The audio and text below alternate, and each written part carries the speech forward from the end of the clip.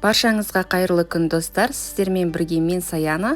Бүгін тіл үйретін өте дәмді пахлава пирогын бірге жасайтын боламыз. Каналымнан алыстамаңыздар.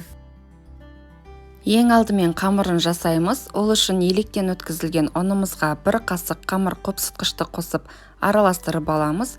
Одан кейін жұмсақ сары майымызды, қаймағымызды және де 2 жұмыртқаның саруысын қосып, қолымыздың көмегімен барлығын араластырып, бір келкі жұмсақ қамыр илеп аламыз.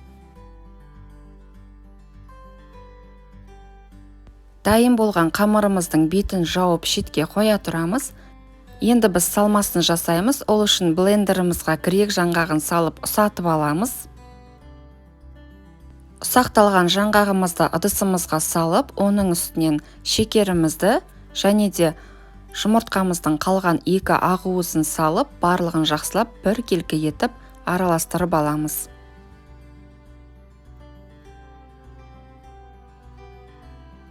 Салмамызды 2-ге бөліп қойсаңыз болады, себебі біз қазір 2 бөлікке бөліп салатын боламыз қамырдың ортасына.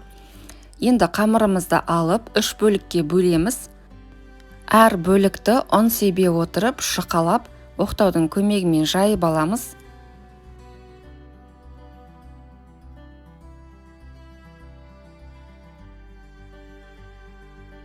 Шамамен видеодағыдай жұқалықта жайып аламыз. Және 26 диаметрлік формамызға осы қамырымызды астыңғы қабаты ретінде саламыз.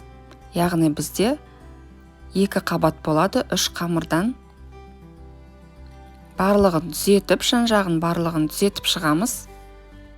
Алдында дайындап қойған салмамыздың бір бөлігін астыңғы осы қабатына салып, қасықтың көмегімен форманың бойына жайғастырып шығамыз.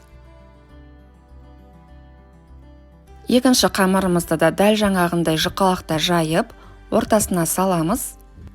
Қамырымыздың жан жағын сәл басыңқырап шығып, енді қалған салмамызды салып, дәл жаңағындай қасықтың көмегімен бір келкі етіп жайып шығамыз. Соңғы 3-ші қамырымызды да дәл жаңағындай жұқа етіп жайып алып, үстіне саламыз. Енді біз пирогымыздың жан жағын бастырып шығамыз.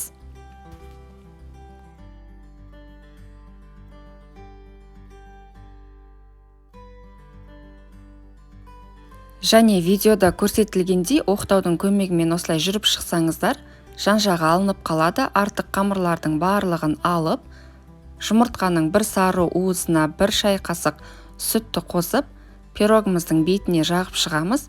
Және де пышақтың көмегімен осындай кескінді жасап аламыз.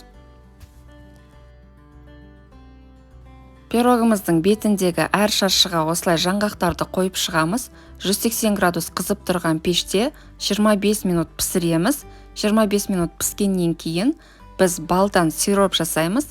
Яғни балға қайнаған суды қосып, араластырып, сол сиропты 25 минут өткен соң пахлавамызды пештен алып, соның бетіне жағатын боламыз.